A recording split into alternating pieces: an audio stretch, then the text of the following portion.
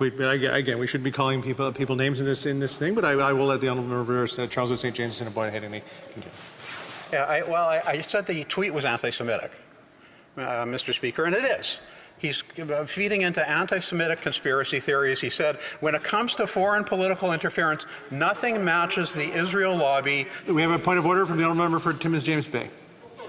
Speaker, I just want to clarify that for you, it's okay if the Conservatives refer to New Democrats as anti-Semitic conspiracy theorists. Is that your ruling, Speaker? I'd like to have that ruling clarified, because to me, that would stand as a personal attack and beneath the dignity of this House. But I'm not sure how low the dignity of the House goes these days watching the Conservatives. So could you clarify if anti-Semitic attacks or attacks of calling people anti-Semitic who are here to do their job is parliamentary? What the hell is wrong with this guy? I certainly would like to hear your judgment on this, Speaker. He muted the mic. You son of a bitch. Yeah, that's not even Greg Fergus. That's a Conservative House Speaker. The honourable member was referring to a tweet, wasn't referring specifically to any individual in this House. It has been allowed in the past on reference. So if we're going to continue to do that, I would just caution everyone to refer to issues and not specifically to the individuals that happen to be in this chamber. The honourable member for Charles Wood St. James. Thank you, Mr. Speaker. Let me just read it. It says, when it comes to foreign political interference, nothing matches the Israeli lobby, who are all over Parliament and NDP conventions. No surprise that Israeli media throw this report behind Poilievre, who is mired in his own foreign intelligence scandal. That's what he wrote, Mr. Speaker. And my question... Order. No, just the honourable member did refer to the Leader of the Opposition by his name, so I just want to make sure that he doesn't do that. Another point of order. Yeah. Point of order. The honourable Timmins James. The other member. Timmins James Bay. The work Or their position. You can't say their name. And this attempt to draw in something. Now, I wasn't even part of this discussion, so I'm sitting here doing my work, and you're saying it's perfectly okay to make these attacks. I think we're just falling into debate. This is just falling into debate. The honourable member Charles Wood St. James and Boyd Headingley. So, there's a point of order on the screen. The honourable member Sandwich Gulf Islands. Oh, my goodness. Thanks, Mr. Speaker. As I'm observing, and I do apologize, I'm participating virtually, but it did appear to me that the honourable member for Timmins James Bay was accused of posting something anti-Semitic specific to his name and the name of his riding, saying he'd done it by tweet. It does strike me that is unparliamentary. But again, Mr. Speaker, I'm not attempting to call any of your rulings into question. I just wasn't sure if you were aware that had transpired, at least from what I saw from where I am. Yep, I'm well aware of that. But I will go back and look at that. What the hell is this? Charles Wood St. James. This is so funny.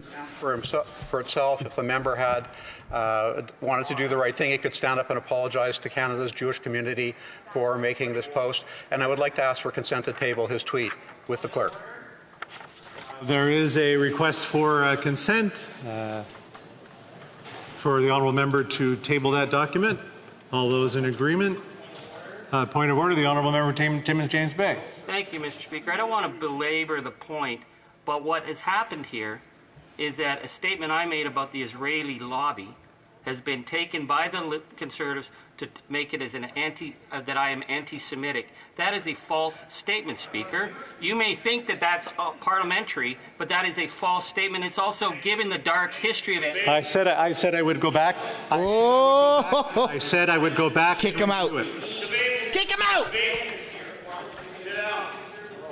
Come on. I have the microphone. I have the microphone. I have the microphone. Kick him out. And I said I would go in and review it, and I would maybe caution the members for Charles Wood St. James and Boyd Headingley to complete his comment, but to be careful. The honourable member for Charles Wood St. James and Boyd Headingley. I made my point, Mr. Speaker. I would like to table this, though. Do we have consent? No, there's no consent. After 9 long years of hardships from an NDP Liberal government, Canadians are tired of being confronted again and again with undeniable evidence of corruption, mismanagement, and a complete lack of regard for accountability. Yeah. The negligent Liberal government, propped up by their NDP accomplices, has consistently failed Canadians, leading us down a path of rising costs, crime, and scandals. The time has come for us to question the integrity of those elected who choose to benefit themselves instead of doing their duty to serve the public. We must face the truth. This NDP Liberal government is not only unreliable, but fundamentally untrustworthy. We as Canadians deserve leadership that serves the people, not one that serves itself. We deserve transparency and accountability, not a government that uses its power to cover up its misdeeds. We deserve a country where the priorities are affordable living, public safety, and honest governance, not one plagued by scandal after scandal. Let's take a moment just to reflect on how damaging these past 9 years have been. One of the most blatant examples of this government's betrayal of public trust is why we are holding this debate here today. The $390 million corruption scandal tied to Liberal appointees in Sustainable Development Technology Canada, or SDTC. The Auditor General's report uncovered 186 conflicts of interest, where Liberals insiders used taxpayer dollars to enrich themselves through various companies. Let that sink in. Through this green slush fund, 186 separate instances where people in positions of trust exploited public funds to line their own pockets. This is not mere incompetence. This is corruption at its absolute worst. In response, what have we seen from this Liberal government? Deflection, obstruction, and a refusal to accept responsibility. They have paralyzed Parliament by refusing to hand over unredacted documents to the police for a criminal investigation. The Speaker of the House has ruled that this refusal is a violation of parliamentary privilege. It has even been revealed that despite the Speaker's ruling, the Liberal government is still withholding and censoring information. Now, I'm not going to sugarcoat this. The Liberals even lack the integrity to follow the rules made by one of their own members. Wow. Yet, the NDP Liberal coalition continues to obstruct justice, protecting their friends while Canadians suffer.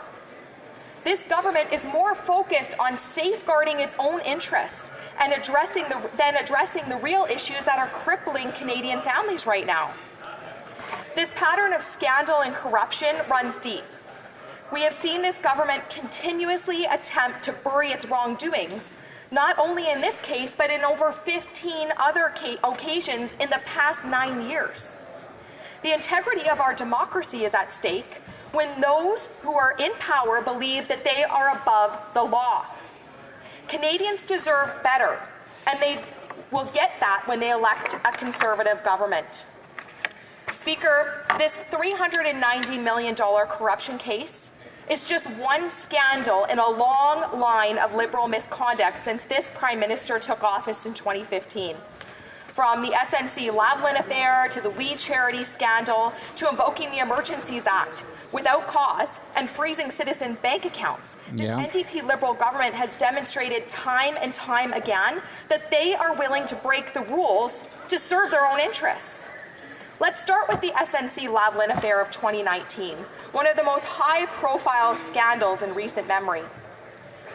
This case involved allegations of the Prime Minister and his staff when they attempted to pressure the then Attorney General Jody Wilson-Raybould to intervene in a criminal prosecution of the Quebec-based engineering firm SNC Lavalin, which was accused of bribery in Libya. When Wilson-Raybould refused to comply, she was removed from her position. That scandal sparked outrage, leading to Wilson-Raybould's resignation from the cabinet. The Ethics Commissioner ultimately ruled that the Prime Minister had violated ethics laws by exerting under pressure, showing a blatant disregard for the rule of law in Canada. Speaker, Then there's the We Charity scandal in 2020. The Liberal government awarded $912 million in student grant contracts to We Charity, an organization with very close ties to the Prime Minister and his family. It was later revealed that both the Prime Minister and then Finance Minister Bill Morneau had family members who received payments from We Charity for speaking engagements. In the face of conflict of interest, the contract was cancelled and Morneau resigned. While the Prime Minister was cleared of any wrongdoing by the Ethics Commissioner in this case, Morneau was found guilty of breaching ethics rules. Once again, we see a Liberal government mired in scandal and corruption. Wow. Speaker, then we have the ArriveCan vacation scandal of 2017. It just goes on and on and on. The Prime Minister's personal disregard for ethical governance. The Prime Minister and his family accepted a vacation on the private island of the ArriveCan, whose foundation receives millions of dollars in taxpayer money in federal funding. This trip was paid for by the ArriveCan, and it led to the Ethics Commissioner ruling that the Prime Minister had violated 4 sections of the Conflict of Interest Act, making him the first sitting Prime Minister in Canadian history to be found in violation of the Act. And who can forget the blackface scandal of 2019? During the federal election campaign, multiple photos and videos surfaced of the Prime Minister wearing blackface and brownface makeup at various events. Though the Prime Minister issued a public apology, Canadians are left questioning his judgment and values. The list of scandals just doesn't stop there. Mr. Speaker, the trip to India controversy in 2018 saw the Prime Minister's official trip to India turn into an international embarrassment when it was revealed that Jaspal Atwal, a convicted Sikh extremist, had been invited to official events with the Canadian delegation. The trip was widely regarded as a diplomatic failure, and questions were raised about the Prime Minister's judgment and government's vetting processes. Then there was the Cash for Access fundraising scandal of 2016, where wealthy individuals paid large sums of money to attend exclusive fundraising events, gaining personal access to the Prime Minister and senior Liberal ministers. This scandal was so blatantly corrupt, it prompted changes to Canada's political financing laws and raised concerns about the integrity of the Liberal government's dealings with donors.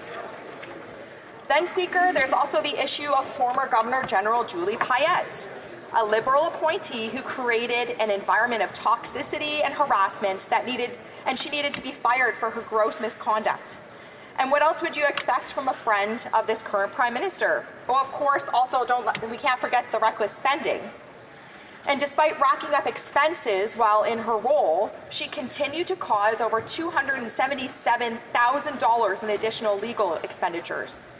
And ultimately, the lack of scrutiny in making government appointees and the problems that this causes are a very common theme for this Liberal government. The Winnipeg Virology Lab scandal in 2021 saw the Liberal government come under fire for refusing to provide Parliament with unredacted documents about the firing of 2 scientists from a high-security virology lab. This case remains shrouded in secrecy, with concerns about potential security breaches and the shipment of dangerous viruses to a communist Chinese military research facility. The government's refusal to comply Not a conspiracy, eh?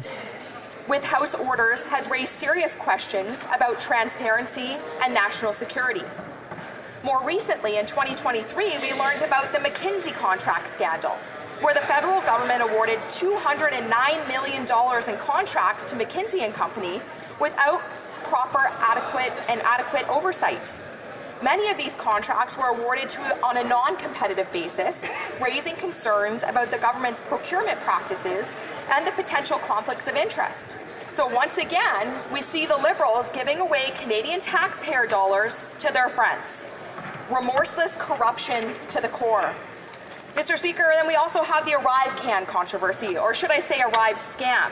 Corruption was evident throughout the entire saga of the NDP Liberal government's $60 million Arrive scam app, which could have been developed for a fraction of the price. But it ended up enriching GC Strategies, a shady two-person IT company who did no actual IT work, but had strong connections to officials in the Liberal upper ranks.